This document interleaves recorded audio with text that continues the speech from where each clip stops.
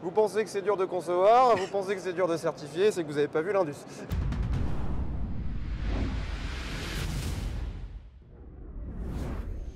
Nous voilà de nouveau en live sur le stand d'Elixir Aircraft. Alors Elixir Aircraft, il y a 10 ans, c'était une start-up qui présentait leur projet au Bourget. Maintenant, 10 ans après, c'est une PME et on est devant le 33e avion livré avec Cyril Champenois, un des trois fondateurs. Bonjour Cyril. Bonjour à tous, merci de venir nous voir, c'est gentil.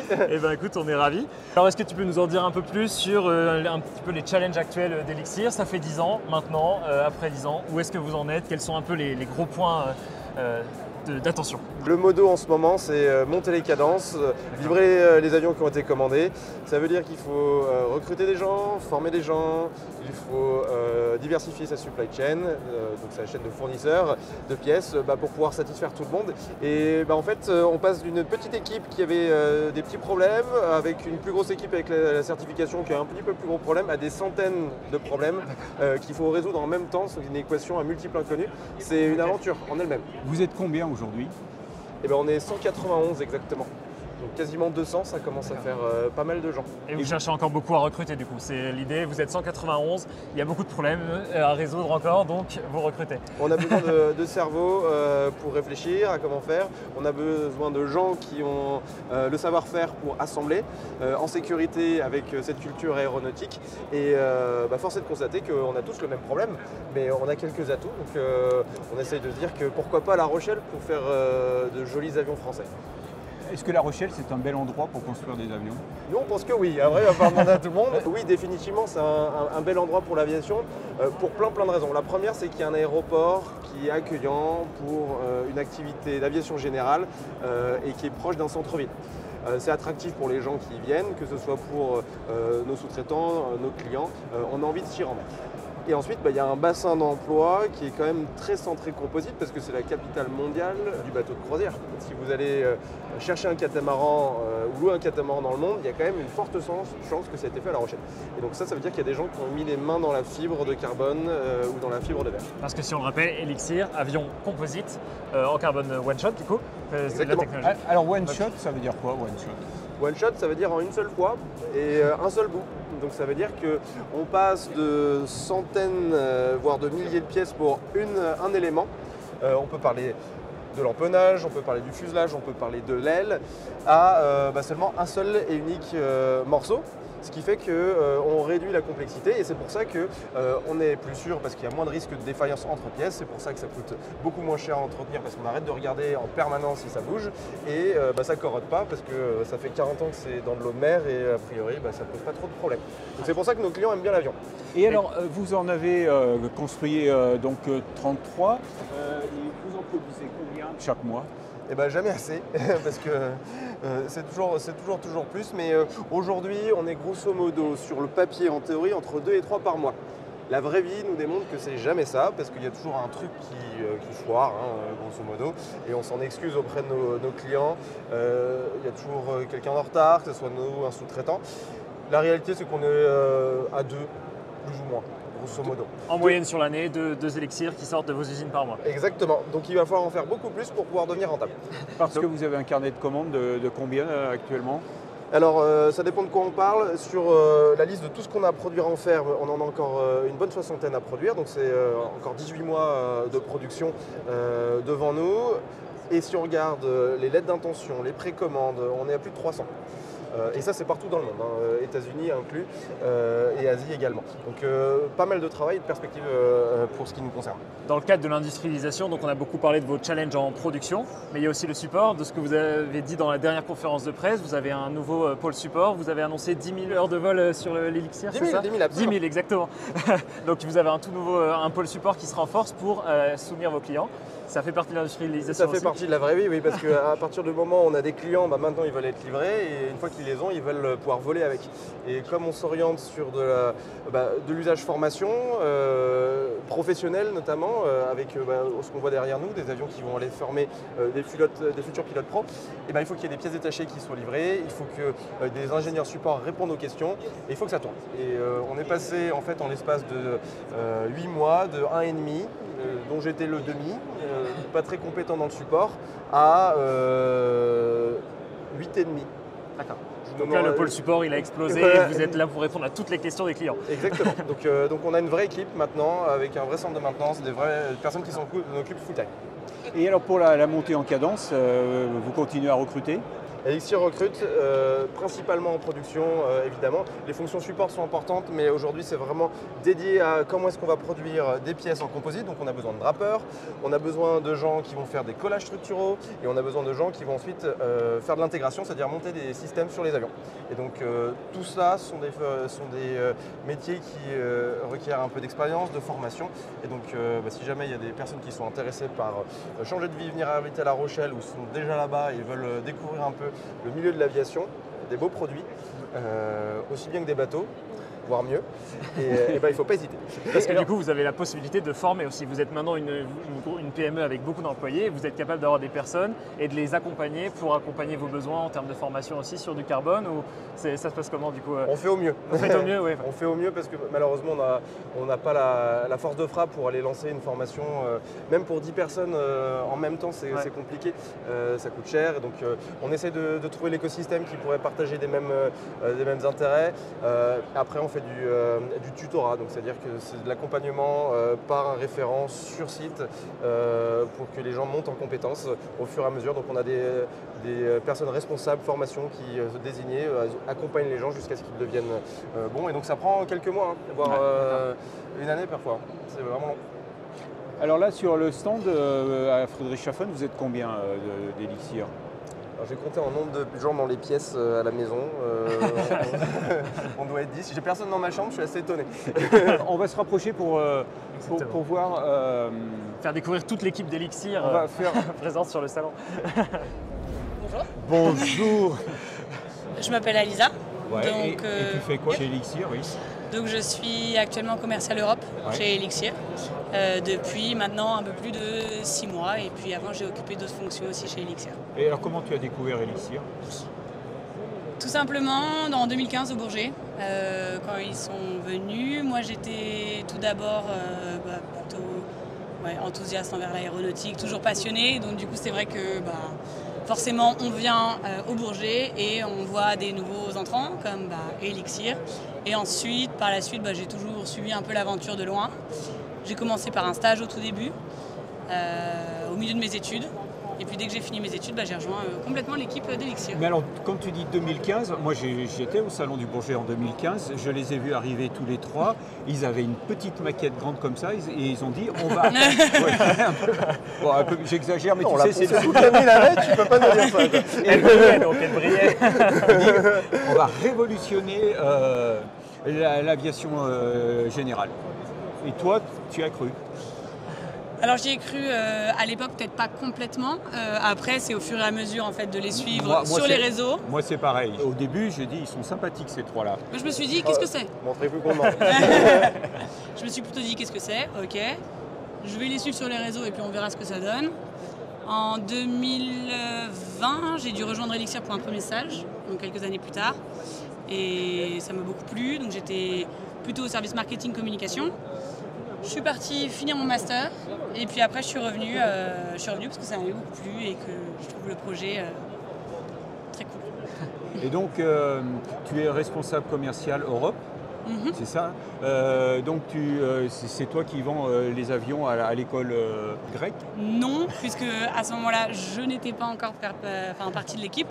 Mais c'est vrai que le but aujourd'hui, moi j'ai des interactions avec toutes les grosses écoles de pilotage en Europe et dans le but forcément de les ajouter à la flotte. Bon, donc 10 ans après avoir découvert Elixir Aircraft, tu es à fond là. Ah je suis là. Je suis là. Alors, on va voir. Merci. Avec plaisir. Merci Elisa. Toi, Nikash, tu es responsable des pièces détachées. Voilà, depuis 6 mois. Depuis 6 mois. Voilà, je suis arrivé chez Elixir il y a 6 mois. Et alors, comment tu as connu Elixir? Comme tout passionné d'aéronautique, j'ai suivi l'aventure depuis longtemps et j'ai vu la boîte grandir. J'avais des connaissances dans cette entreprise qui m'en disaient beaucoup de bien et qui m'ont poussé à postuler. Voilà. Je travaille dans le milieu de la pièce détachée, mais dans l'automobile. Et quand j'ai vu l'annonce sur le site qui matchait bien avec ce que je faisais, je me suis dit, allez, je vais aller voir un petit peu La Rochelle, quoi. Voilà. Alors La Rochelle justement, Ouais. toi tu viens du nord de la France à peu près, hein. Oui. Et on dit que La Rochelle c'est beau, mais c'est quand même pas facile de se loger là. C'est compliqué d'accès. De se loger, moi j'ai pas trouvé. Parce que j'ai tout de suite trouvé un appartement que j'ai pris à distance. Il est neuf, je suis le premier occupant. Et en fait, à La Rochelle même, mais surtout autour, mais on va dire vraiment à proximité, en banlieue de La Rochelle, il y a énormément de logements qui se construisent parce qu'il y a, c'est vrai, une petite pénurie. Alors je pense que certains peuvent peut-être prendre du temps à trouver, mais moi j'ai trouvé assez rapidement. En 3 semaines, c'était fait. Donc il faut s'éloigner un petit peu des remparts, c'est ça le concept? Mais moi je suis en plein dans La Rochelle, donc ça a marché. C'est Le gars, il est en train de me vendre un truc qui n'existe pas, quoi. mais en s'éloignant, je suis sûr qu'on trouve facilement, très facilement. D'accord, ok. Toi, tu as connu, d'abord, tu t'occupes de quoi chez Je suis directeur du support. directeur du support? Oui, donc je m'occupe de l'équipe qui apporte le support complet à nos clients. On vend les pièces détachées, on s'occupe des trainings. Voilà, globalement, c'est ce qu'on fait. D'accord. Et alors tu as connu Elixir comment? Alors moi, je suis de l'industrie de l'aviation depuis toujours. Ouais, c'est-à-dire? Je sors de chez Airbus et après de chez Dassault. Alors là, comment on passe d'Airbus, Dassault à Elixir? Bah, de mieux en mieux. Alors, je trouve. oui, de mieux en mieux, hein. Ils ont des arguments. Et puis, je suis Rochelais à la base. Donc voilà, c'est fallait commencer par retour ça. à la maison, voilà, dans notre joli pays. Et alors donc toi tu arrives dans cette entreprise où il y a quand même un esprit très jeune qui souffle. Oui. Hein? Attention, pente hyper dangereuse. Il est colérique. La pente est glissante. Il peut se faire. Et donc tu arrives d'entreprises qui étaient hyper structurées, hyper hiérarchisées. Comment tu t'es adapté? Alors, je me suis adapté par la force des choses, mais ce qui est sûr aussi, c'est que s'ils ont fait la démarche, si l'équipe d'Elixir a fait la démarche de venir me chercher, c'est aussi pour apporter mes connaissances et la structure que je connais et que j'ai rencontrée dans des sociétés un peu plus anciennes, un peu plus capées. Donc je me suis adapté à la jeunesse et à la vivacité d'Elixir. Et en contrepartie, j'apporte mes connaissances et un peu de structure au niveau de structuration, au niveau du support qui est requis parce que nos clients attendent ça. Et ça fait combien de temps que tu as fait ce passage de la grande industrie à presque un constructeur? exactement 1 an. 1 an. Oui. Oui, je suis arrivé, je suis venu les visiter sans la casquette Elixir au dernier salon l'année dernière, ici. Donc tu as fait partie du passage des 1,5 au 8,5, c'est ça? Bah oui, alors je ne sais pas qui est le demi maintenant, mais je avouer qu'il faudrait qu'on se renseigne. Mais oui, clairement, c'est grâce à l'arrivée de Marc. Et en même temps, on a fait des recrutements ingénierie du support, ingénieur support pour pouvoir renforcer l'équipe parce que d'un coup, dès qu'on livre, on s'aperçoit qu'on est très nul à 1,5. Donc il faut vraiment faire beaucoup plus d'efforts pour satisfaire les clients. L'objectif qui était donné par Arthur était réellement il faut qu'on apporte un vrai support extrêmement professionnel et carré à nos clients. Voilà, on a besoin de se démarquer par rapport aux autres et l'objectif était là et c'était mon objectif en arrivant chez Elixir. Alors Arthur, je précise que c'est le PDG de la société, c'est un des 3 cofondateurs.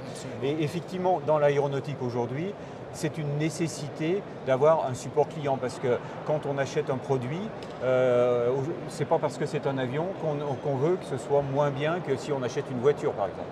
On veut que les structures professionnelles qui nous achètent les avions maintenant ont des requis vraiment professionnels avec des avions qui coûtent extrêmement cher quand ils sont au sol et ils ont tout intérêt à remettre leurs avions le plus rapidement possible en vol et pour ça c'est le support.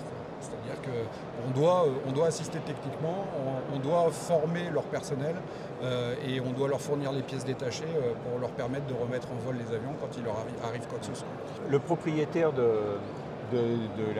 l'école grecque là, disait hier lors de la conférence de presse qu'il envisage de faire avec ses 6 premiers avions que vous allez lui livrer cette année, il compte dessus, 6 cette année. Merci de le rappeler.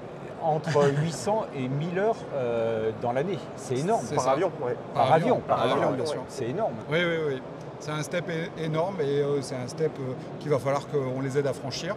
Et puis ça va nous aussi nous permettre de grandir parce que c'est une maturité rapide de nos machines qui va nous permettre d'acquérir de l'expérience et de savoir dans quelle direction il va falloir qu'on aille sur les prochains développements, les prochaines améliorations. Alors le fait qu'ils soient en Grèce, est-ce que ça veut dire qu'il va falloir que vous ayez des pièces détachées à proximité de leur école, de là où ils sont basés? Alors, on a mis en place à La Rochelle un système qui permet d'envoyer des pièces extrêmement rapidement et on a toutes les pièces en stock et après on travaille en collaboration avec eux pour les aider à préparer eux leur propre stock qui vont permettre de servir de tampon en fait entre nous qui remplissons leur stock et eux qui se servent sur le moment des pièces détachées qui sont disponibles chez eux. Tout ça pour avoir un maximum de disponibilité de l'avion. Et c'est la structure, du coup, vous êtes rendu compte d'un petit manque au moment où la flotte commençait à grandir. Vous avez structuré le pôle support et maintenant vous pouvez répondre aux besoins. C'est toujours une affaire d'équilibre parce qu'en fait la question c'est on le fait trop tôt, ça nous coûte très cher pour rien. On le fait trop tard, on a la réputation qui est faite et le meilleur marketing pour vendre un avion c'est son support. Derrière, aussi bon l'avion soit-il, s'il n'est pas soutenu, entretenu, ça ne fait pas un bon avion. Donc il faut vraiment qu'on soit bon là-dessus, c'est primordial. Et encore une fois, le fait que ça soit un avion simple, ça rend les choses en support beaucoup plus simples. Parce que y a moins de place dans les stocks, les volumes en euros sont plus faibles et donc c'est vertueux. Mais par contre, ça ne s'invente pas quand même du jour au lendemain, il y a quand même beaucoup de travail. Il faut beaucoup construire. Et là, on a parlé beaucoup support en termes de la machine, mais on a pu voir aussi lors de la conférence de presse, vous travaillez avec les simulateurs pour aussi, là, comme il y a beaucoup d'écoles de pilotage, à terme, pouvoir aussi aider les structures sur cet aspect-là et qu'ils aient des simulateurs à disposition. Simulateurs, en fait, il y a beaucoup de services qui entourent le produit. Au-delà du support. Au-delà du support, il y a tous les syllabus de formation en ligne de pilote. Est-ce qu'on a envie de continuer avec des avions d'ancienne génération pour illustrer tous ces syllabus? On travaille avec des gens qui vont fournir des logiciels de maintenance et de suivi de navigabilité et on a envie de vendre aussi, d'offrir le package simulateur avec comme ça. L'école, elle a tout le panel dont elle a besoin pour pouvoir opérer les avions. Et oui, le simu fait partie intégrante maintenant de la formation. On a fait un cockpit qui est volontairement inspiré de ce qu'un avion de ligne va être. C'est la gestion de la complexité d'une information florissante dans un avion de ligne. Ça s'apprend dans un avion, mais ça peut parfaitement s'apprendre au sol.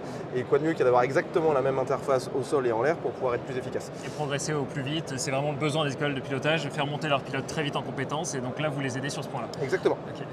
Et d'ailleurs, tu parles du coup en termes d'avionique, mais vous avez parlé aussi de l'IFR, une certification qui est en cours à ce sujet-là. Vous avez quoi un peu comme objectif? C'est aussi un point, j'imagine, qui vous est beaucoup demandé pour terme. On veut tout en même temps. On veut tout en même temps. Tout le monde veut tout en même temps. Il y a beaucoup de travaux en cours sur l'amélioration de l'avion, du point de vue support, parce que voilà, il faut qu'on améliore certaines pièces, mais d'un point de vue long terme, il faut qu'on puisse offrir un produit qui va pouvoir former de l'ab initio, donc du pilote néophyte qui n'a jamais mis les pieds dans un avion, quasiment jusqu'au CPL, donc la licence de pilote commercial, avec toute la complexité que ça implique.